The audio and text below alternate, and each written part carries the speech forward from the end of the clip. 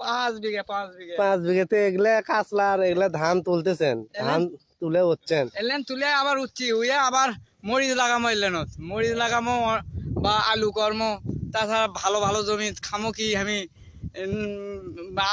ধানি জমি মার গেছে এখন এই এলেন তুলিছি তুলে তুলে আবার উইয়ে এলেন আবার অন্য আবাদ কর্ম।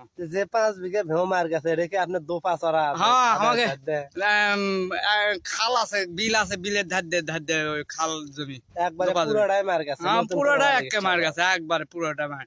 এখন কিষান লিচ্ছি লিয়ে এলেন আবার খোসা খাঁচি দিচ্ছি, বেসন তুলে নিয়ে যায় আর দিলেন থোপ আছে সেলেন চিড়ে চিড়ে আবার উয়ে দিচ্ছি দিয়ে আবার এলেন মরিচ কর্ম আলু কর্ম এলেন প্রতিথম।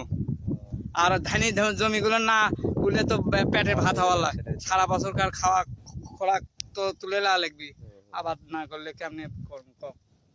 তো আপনারা দেখুন হ্যাঁ এগুলো জমি ধান লাগানো হয়েছিল, এই ধানগুলো তুলে দোপা জমিগুলো লাগানো হচ্ছে। দেখেন ধান অরিজিনাল ধান হয়ে গেছে, অনেক সুন্দর। এই ভেউ কয়বার করে ওয়া হচ্ছে? আর আগে ওয়া হচ্ছিল একবার? হ্যাঁ কতদিন আগে? এই তো ঢলকে মানে খাই গেছে মানে না হলে কয়দিন হয়ে পারে? 15 দিন।